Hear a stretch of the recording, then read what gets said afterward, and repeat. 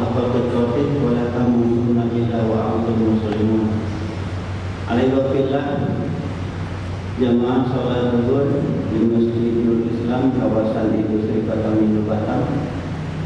Alhamdulillah, pada kesempatan ini kita bisa melaksanakan kewajiban kita, hakikatnya kebutuhan kita, yaitu salat zuhur dengan berjamaah, i'tikaf, silaturahim, dan akan diteruskan dengan kajian hadis Riyadhus Shalihin, dan khusus sekarang ditambah dengan Asyama'il Muhammadiyah, itu berkaitan dengan khalqan wa khuluqan, bagaimana akhlak Rasul Muhammad SAW dan bentuk fisik Rasulullah.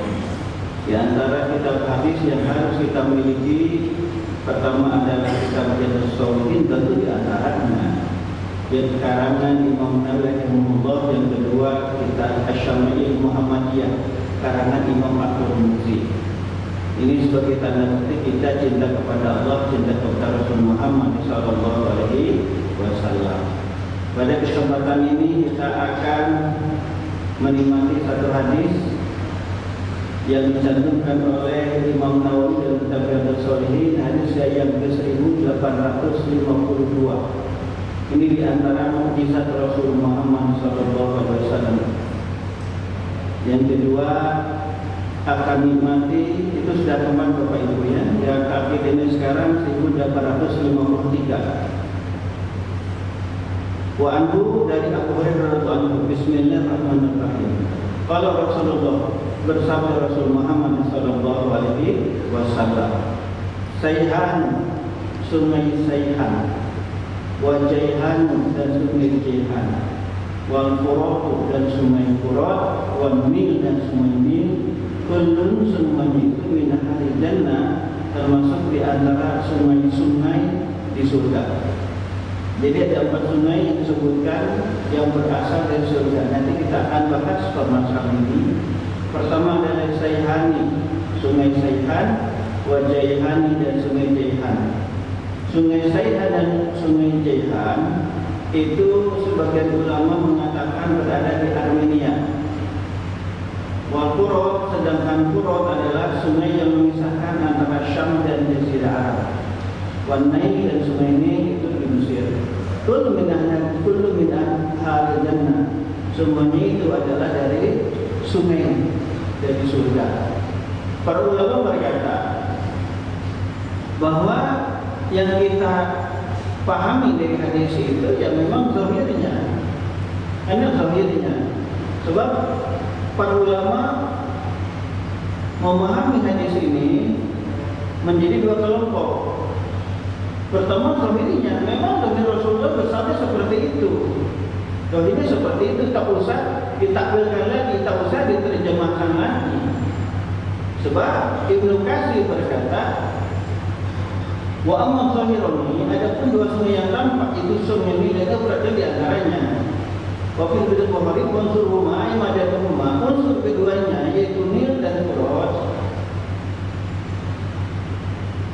Unsur-unsur madah-madah yang membentuk sungai Nil dan Furat, syatuha, bentuknya, wala sifatihima, dan sifat keduanya itu memang dari surga, berasal dari surga. Seperti halnya manusia, Allah ciptakan dari unsur surga, dan memang Nabi kita Adam alaihissalam berada di surga. Itu sebagai pendapat.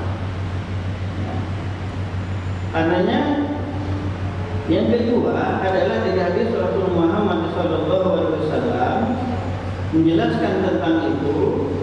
Beliau berkata, di hari kiamat semua itu akan diangkat lagi ke asal, itu surga.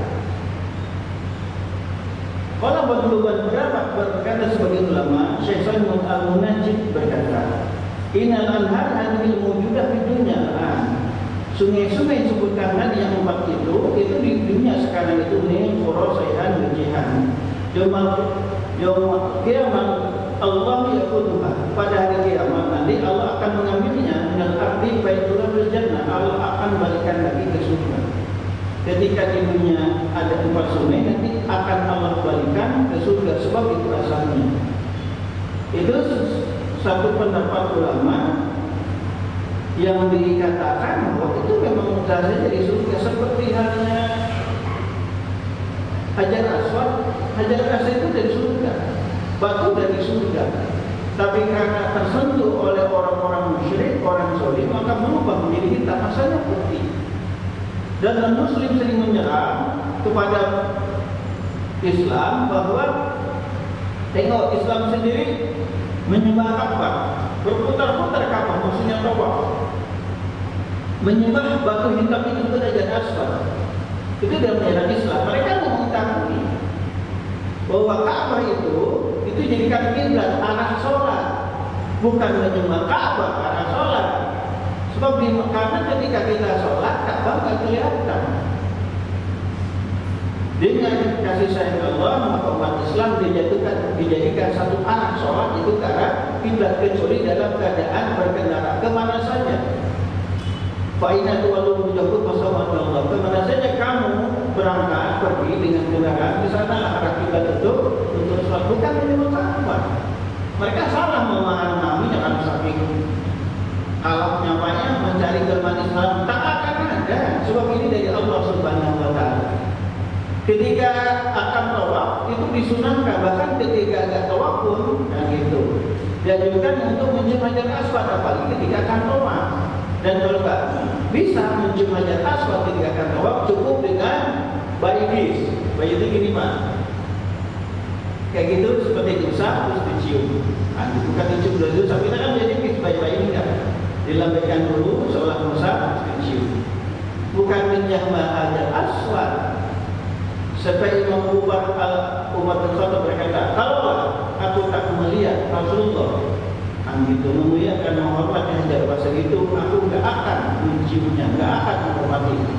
Imam Ali berkata, apa kamu tidak mendengar Rasul Muhammad SAW bersabda bahwa ketika di alam ruh, sebelum manusia dan hidup dan ke alam dunia, Allah mengambil perjanjian, mengambil sumpah kepada manusia dan jin dengan sabdanya, Allah sudah bukan aku Tuhan.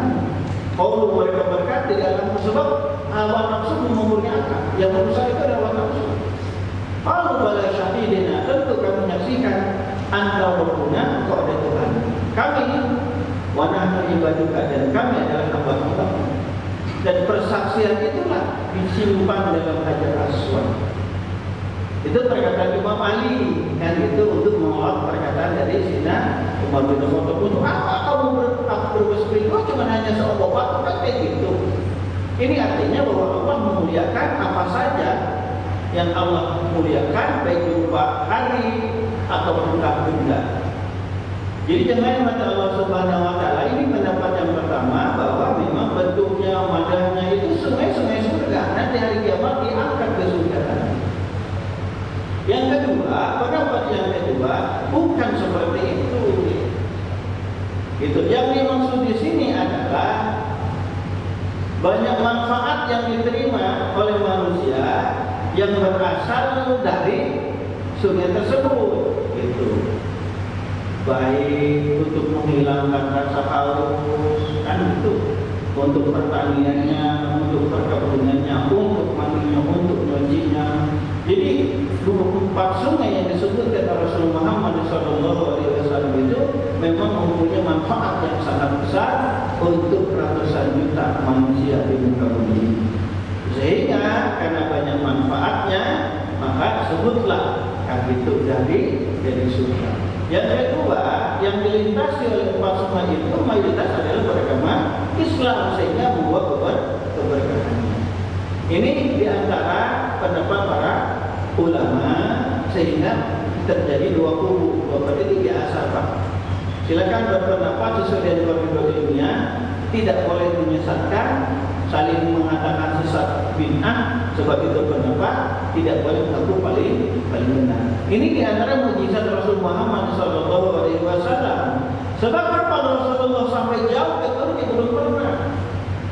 belum pernah Rasulullah belajar tentang ilmu geologi, geografi, tak pernah.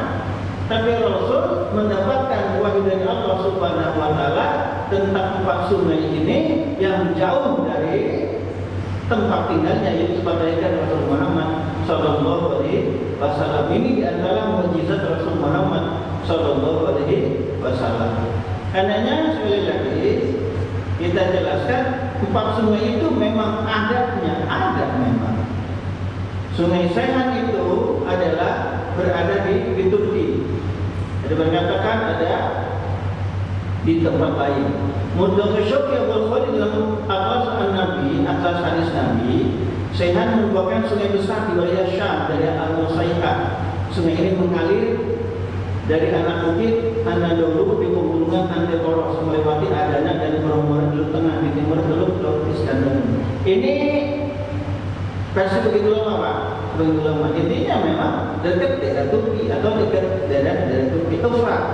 Sedangkan Efrat itu sumbernya di kawasan timur Turki. Sungai Efrat mengalir melintasi Suriah dan Irak sampai akhirnya bersatu dengan Sungai Tigris yang menjadi Sungai Syatul Arab yang bermuara di Persia, panjangnya sekitar 2.800 km. Sedangkan Sungai Nil terpanjang di bumi mengalir sepanjang 6.650 km melintasi 9 negara: Ethiopia, Zaire, Kenya, Uganda, Tanzania, Rwanda, Burundi, Sudan Selatan, dan tentu saja Mesir. Jadi Seyhan dengan Seyhan itu melintasi dari terutama menuju ke Turki. Ini diantara mukjizat Rasul Muhammad Sallallahu Alaihi Wasallam. Yang kedua adalah menjawab pertanyaan bagaimana khulq Rasul Muhammad SAW. Dari itu diantara keutamaan kemuliaan hakikatnya memang menjadikan suatu suri tauladan bagi kita. Tadi membuktikan bahwa Rasulullah adalah manusia pilihan. Benar apa yang dikatakan, diucapkannya, diperbuatnya dengan ucapannya. Sekarang diantara kemuliaan Rasul Muhammad SAW dari perbuatannya yang diriwayatkan oleh Sayyidina Husain, cucu Rasul Muhammad SAW, ketika bertanya ke beliau kepada Imam Ali. Tadi tentang di antara mukjizat banyak Pak, ada 1001 mukjizat Rasulullah. Orang mengenanya hanya tentang Isra Mi'raj. Hanya Al-Qur'anul Karim itu sebagian kecil. Sebab beberapa kali Rasul Muhammad SAW ketika sahabat kekurangan air, beliau berdoa kepada Allah memancarkan air dari sela-sela 10 jarinya, sehingga sahabat bisa berwudu, bisa minum dari air yang keluar dari jari-jari Rasul Muhammad SAW. Ada pohon datang ke Rasulullah, baca salam dan menghormati Rasul Muhammad SAW. Ada mimbar yang menangis karena tidak dipakai Rasulullah, karena ada mimbar yang menangis. Itu kedengaran para sahabat. Nah, dan pertanyaan yang kedua adalah tentang bagaimana akhlak Rasul Muhammad SAW ketika bergaul dengan sahabatnya. Ini yang banyak dilupakan oleh Muslim sendiri. Baik bergaul secara langsung face to face lingkungannya dan regional ataupun internasional medsos, ini yang dilupakan. Imam Husain berkata kepada ayahnya, yaitu Sayyidina Ali, ala siratin Nabi fi julasaihi, tentang bagaimana akhlak Rasulullah bergaul dengan para sahabatnya. Faqala, maka Imam Ali berkata, kita potong saja Pak, sebab hadisnya banyak. Karena Rasul Muhammad SAW itu dari manusia ramah. Tolak wajhi wabasyatuhu manna, senantiasa muka Rasul itu ramah meskipun sedang banyak masalah yang dihadapi. Yang banyak masalah yang dihadapi tetap di depan itu ramah mukanya. Tidak memuliakan muka kecut. Di antara muka ahli surga itu adalah ramah. Kecuali memang bawaannya kayak gitu, bahkan kadang bawaannya kayak gitu, kayak cemberut gitu. Sampai dia bilang ke saya, memang bawaan saya kayak gini Ustaz. Memang saya gini kok Ustaz, kayak gini, macam-macam. Saya ingin seperti orang pandai bahasa basi, bisa, tapi ala kadarnya.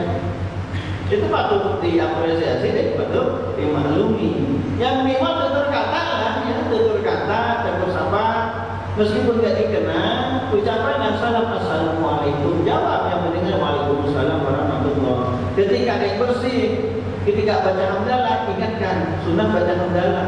Ketika bersih, alhamdulillah. Kalau dia baca alhamdulillah, maka dijawab oleh yang mendengarnya, ya kamu Allah. Nanti yang bersih pun mendoakan lagi, wajahkumullah yusuf balak. Yang kedua, aslahal khuluq.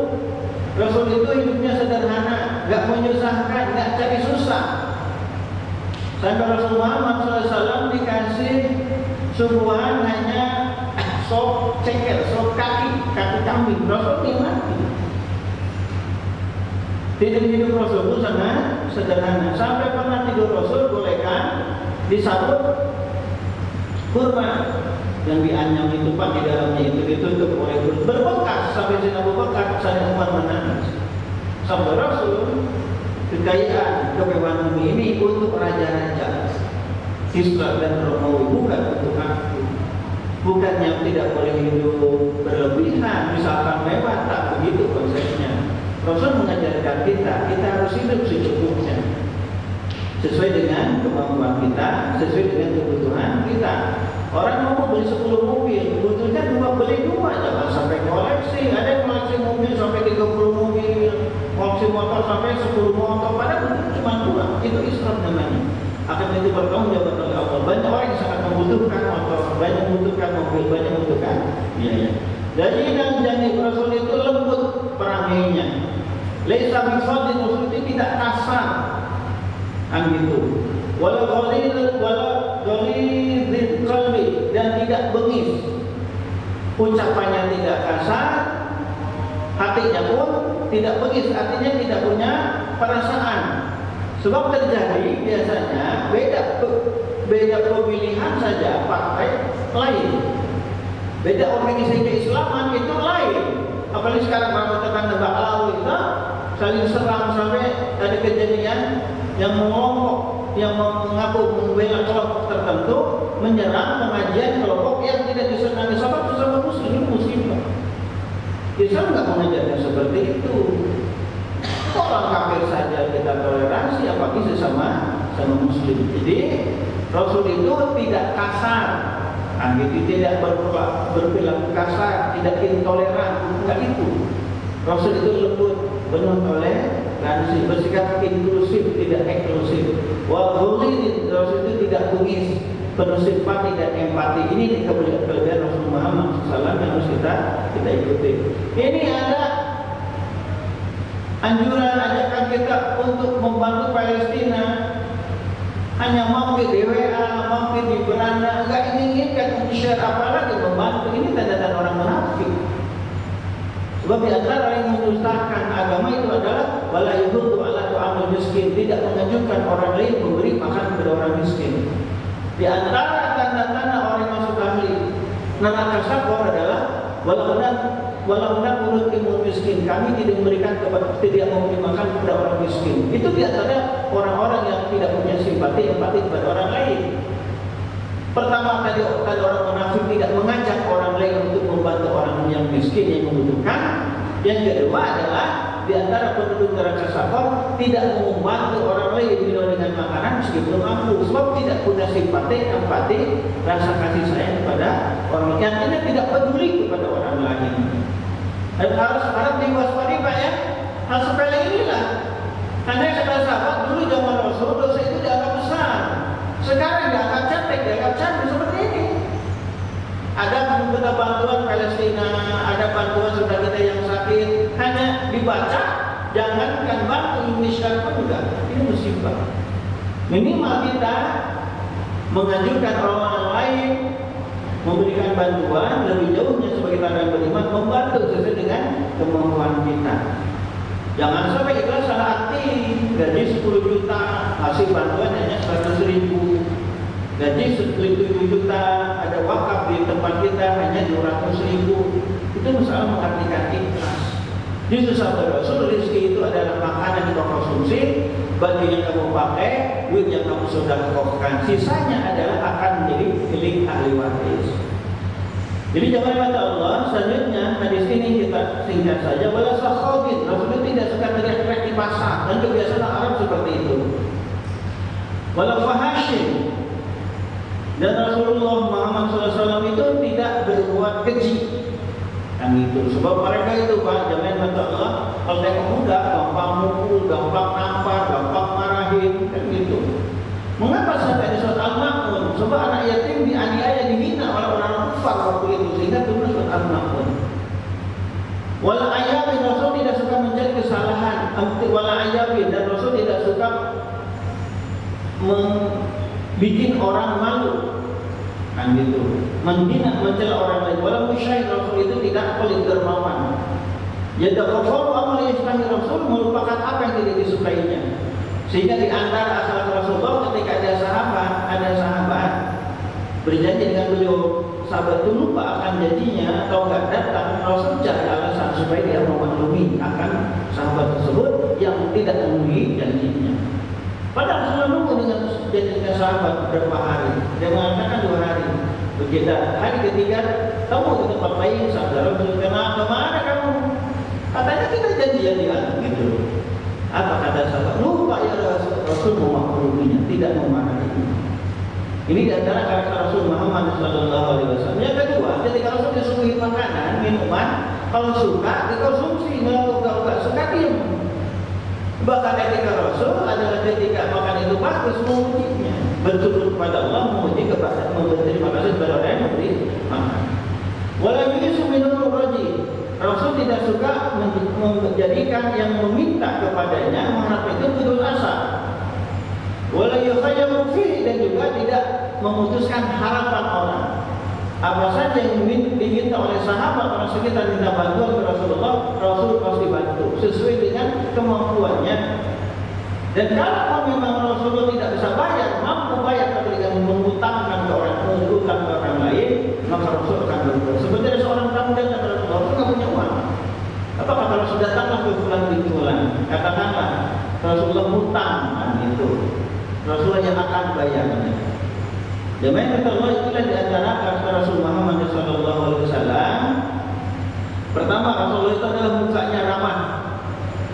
Yang kedua, hidupnya enggak sederhana, enggak bikin susah baik sendiri ataupun orang lain, enggak mengada-ngada, enggak mengadi-ngadi. Qanaah, lain janib, lembut orangnya.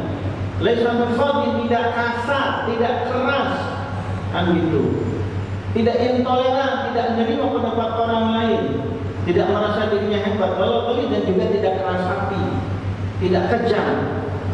Walau sakhabi, dan Rasul tidak suka teriak-teriak di pasar. Walau fahashi, dan tidak keji, tidak suka menyiksa, menghina, apalagi membunuh orang. Berbeda halnya orang-orang kufar Makassar itu yang sangat membenci orang yang di bawah strata sosialnya. Walau ayat dan Rasul tidak suka membuat malu orang lain. Walau musyahid, dan juga Rasul tidak boleh sangat berdermawan. Dan Rasul merupakan apa yang tidak disenanginya, dan Rasul tidak suka membuat orang menjadi putus asa ketika mengharapkan pemberian darinya, dan Rasul pun tidak ingin membuat patah harapan orang datang kepada untuk minta bantuan. Ditutup dengan hadis Rasul karena panjang, singkat saja. Kalau taruhkan nafsahu misalasin, Rasul meninggalkan 3 hal dari dirinya. Pertama ada al-wira'u, Rasul meninggalkan misalnya al-wira'u. Pertama adalah bertengkar, mujadalah, itu. Apa ya? Bukan adu argumentasi benar, Pak. Debat kusir lah ya, sehingga timbul emosinya. Wal ihsan, menjauhi berbuat sombong. Wa ma la ya'nihi, dan Rasul pun meninggalkan yang tidak bermanfaat untuk dirinya. Jadi ada 3 hal yang dihindari oleh Rasulullah untuk dirinya. Pertama, tidak mau berdebat. Yang kedua adalah menghindari sifat sombong. Yang ketiga, meninggalkan apa saja yang tidak bermanfaat untuk dirinya.